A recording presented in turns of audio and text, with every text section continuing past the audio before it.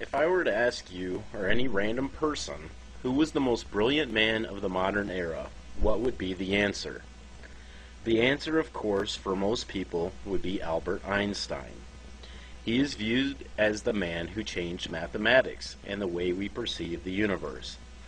Most of the now widely accepted work in higher mathematics after Einstein was based on his theories. What if I were to tell you that there was another man that lived when Einstein did? A man who accomplished more than Einstein could dream of. A man who challenged all the theories Einstein proposed. A man whom Einstein actually agreed with in 1920. But this fact seems to go largely unnoticed. This man has been accused of all sorts of things. He was accused of everything from being a mad scientist to being some kind of wizard, and was seen as a heretic to modern science and mathematics. He was villainized in 1941 through cartoons. In the first of Max Fleischer's Superman cartoons, Superman fought a mad scientist bearing this man's name. There are many quotes of his that contradict other quotes, so much so that it is hard to know if some of them are real. This man is someone whom science wanted to forget, and whom all bankers of the time cut off funding to. This man died penniless and alone, with only pigeons to keep him company. One of his last projects was a new theory of gravity. According to FBI documents acquired via the Freedom of Information Act request, the sum of this man's possessions consisted of about 2 truckloads of material and approximately 30 barrels and bundles, which were seized upon his death in 1943 by agents of the now defunct Office of Alien Property Custodian. One document states that it is reported to have some 80 trunks in different places containing transcripts and plans having to do with experiments. This man's research was seen as so dangerous that it has never been declassified by the government. This man was a physicist with more formal training in the field than Albert Einstein, who was a patent clerk. This man had a photographic memory and spoke 6 languages. He showed genius at an early age and was able to perform integral calculus in his head, though his teachers thought him to be cheating. Did he accomplish anything with this genius? This one man invented radio, AC power, which is used worldwide today, laser, radar, X-ray, wireless communication, particle beam weaponry called Star Wars technology, which has only recently been admitted by our government in a video I will link to you. Wireless electricity, which has only recently been replicated, and poorly, I might add, by the self-proclaimed geniuses at MIT. Cellular technology, the electron microscope, microwave technology, hydroelectric generators, neon lights, fluorescent lights, brushless synchronous and induction motors, bladeless turbine and pump, remote control, electronic robotics, just to name a few. He predicted things like the BlackBerry in 1909. Before the 1900s, he demonstrated remote control boats. Who was this man? Nikola Tesla. Why was this man so dangerous? Tesla said things like this about Einstein's work. It is a magnificent mathematical garb which fascinates, dazzles, and makes people blind to the underlying errors. The theory is like a beggar, clothed in purple, whom ignorant people take for a king.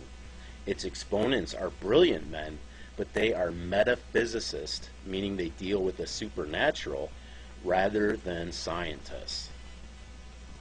Supposing that the bodies act upon the surrounding space, causing curving of the same, it appears to my simple mind that the curved spaces must react on the bodies, and producing the opposite effects, straightening out the curves.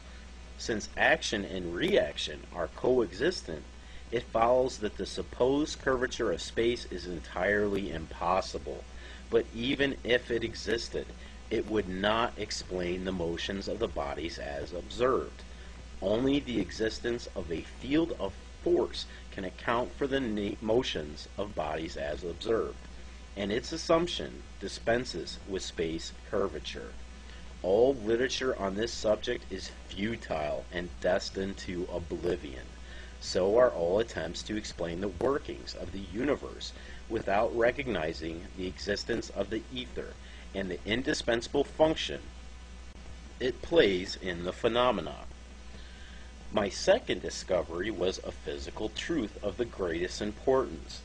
As I have searched in the entire scientific records in more than a half a dozen languages for a long time without finding the least anticipation, I consider myself the original discoverer of this truth, which can be expressed by this statement: there is no energy in matter other than that received from the environment.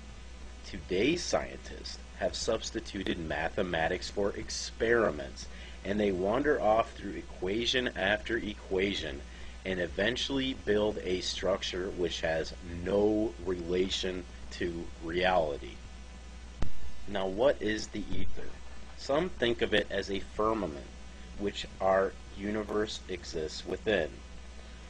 Yes, just like the firmament spoken of in the Bible book of Genesis. Tesla said a good example for such an interaction becomes apparent in gravitation, which should rather be named universal compression. I think the material bodies do not gravitate between each other, but it is the ether that makes one material body to press to another. We wrongly call this phenomenon gravitation. The stars, planets, and all the universe appeared from the ether, when some part of it, due to certain reasons, became less dense.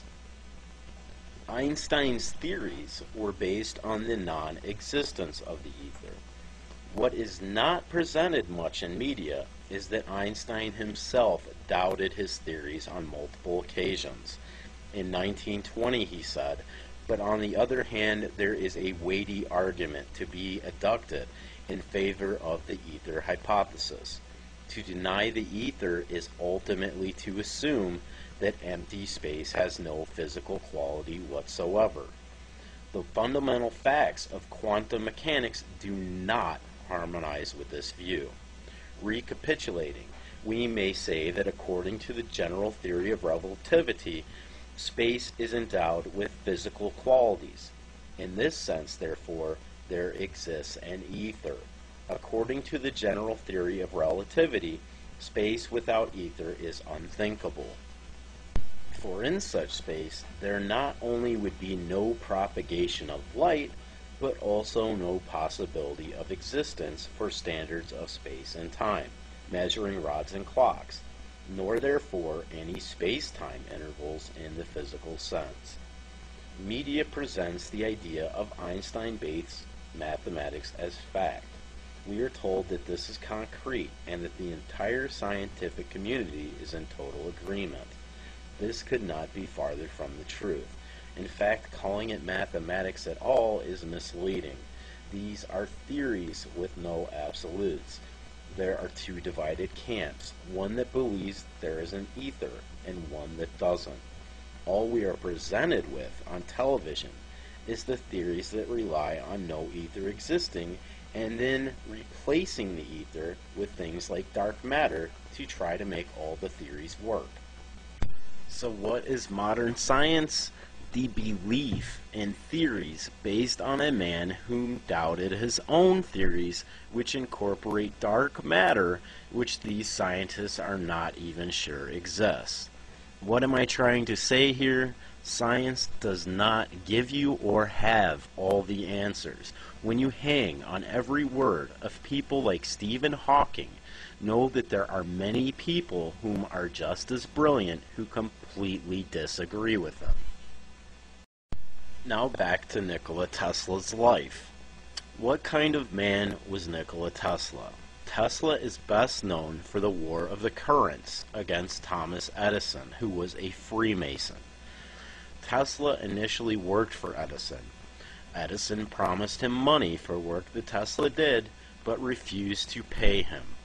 Tesla eventually quit Edison's company and with George Westinghouse presented the world with AC power. What exactly was at stake here? To put it simply, DC power would have only been available to the very wealthy.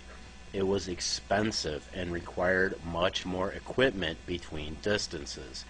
AC power, on the other hand, was much cheaper and would provide everyone with affordable electric power, even in rural areas. Thomas Edison went on a smear campaign of Tesla and AC power, saying that it was dangerous. He tried to prove this to people by electrocuting live animals, including elephants, in front of audiences. Westinghouse was going bankrupt trying to fight this propaganda, but the company was saved by Tesla. He tore up his royalty contract with George Westinghouse in order to save the company from bankruptcy and the alternating current system from destruction. Tesla stood to lose over $12 million in royalty payments. Now, which of these scientists sounds like a madman to you? Now, Tesla experienced a lot of odd, bad luck in his life. His lab burned down to the ground, for which he had no insurance. He was wrongly cheated out of patents, like the radio, which were only restored to him after his death. The man who invented the modern world and created all his inventions to help his fellow man somehow died with no money and is remembered as a madman, if he is remembered at all. His dream was wireless free energy for the entire world, and by all accounts it worked, but his funding was pulled by J.P. Morgan, and all other bankers also refused to loan him money. In rare television shows like the one I will link you at the end of this video, and that you can view on my favorites, the government is now admitting that Tesla invented devices that could cause earthquakes, change the weather, shoot missiles out of the sky to end all wars, and provide clean, free energy for the entire world. Tesla was a brilliant man and said of other scientists, "The present is theirs, the future is mine." For all his brilliance, what Tesla could not foresee is that the devices he intended to stop war with and help mankind would be used for the exact opposite purposes. Perhaps he hoped that we were better than that. On this official government website, which I will link in the information below this video, is a press conference from 1997, and this is Secretary of Defense William S. Cohen speaking. Cohen answers the press saying, and I quote, "Others are engaging even in an echo type of terrorism whereby they can alter the climate, set off earthquakes, volcanoes, remotely through the use of electromagnetic waves. So there are plenty of ingenious minds out there that are at work finding ways in which they can wreak terror upon the nations. It's real, and that's the reason why we have to intensify our efforts, and that's why it's so important." End quote. Now, who is the only country with a device like this that confiscated Tesla's research? That would be us. It is called HAARP. Tesla was not a madman. He was simply someone who went as far as you can go with real science. He was abhorred at the idea that his inventions might be used to hurt his fellow man. He gave up money and fame to stand for what he believed in. He turned down the Nobel Prize because they planned to award both him and Edison. Can you blame him? Tesla hated war, while Einstein fully supported certain wars and was a strong supporter of Zionism. Tesla was brilliant, and he simply invented the modern world. Einstein invented nothing of any benefit to man. Tesla called Einstein a fool. Einstein eventually agreed with him. The world has followed Einstein. Do you see a problem with this? At least Einstein could admit that he may be wrong and that he was not dealing with absolutes, which shows that he is a lot smarter than today's scientists. Why is modern science, which condemns religion as relying on faith, based on theories that require just as much faith or more as religion, while providing none of the other important answers, like why am I here, or where will I go when I die? Why is science as rigid and dogmatic as religion when it condemns religion for being the same? Why doesn't everyone know who Nikola Tesla is when you turn on a television, get a weather report, listen to the radio, talk on the cell phone, start your car? Tesla's inventions are there, staring back at you. Who was the smartest man of the modern world? Nikola Tesla, and he believed in God's firmament, the ether spoken of in Genesis.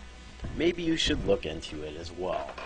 Tesla once said, "The gift of mental power comes from God, divine being, and if we concentrate our minds on that truth, we become in tune with His great power.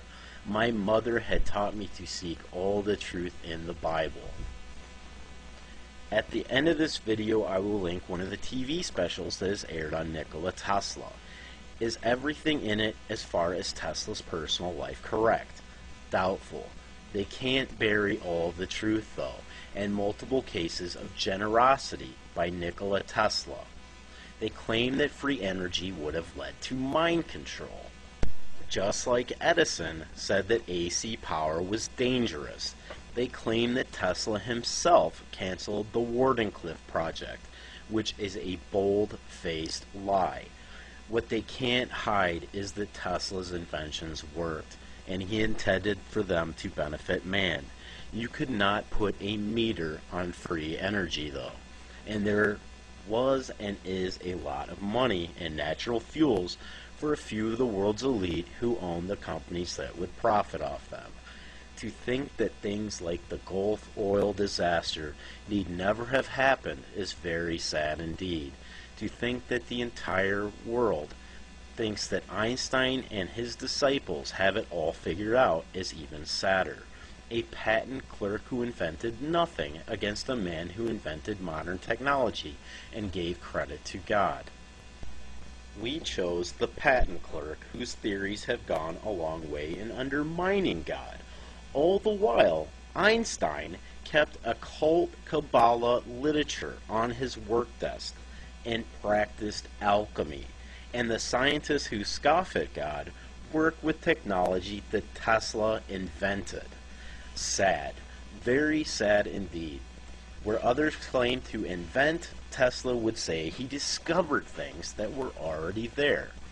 What really is mathematics? It is the attempt to explain universal laws that are already there. Mathematical laws were there before we discovered them. No one discovered more things than Nikola Tesla. Could it be because Tesla knew something that the majority of those who call themselves scientists today did not? It is time you questioned everything. While the truth might be hard to find nowadays, it is well worth the effort. Will you ever figure everything out? Probably not. I know my simple mind has not.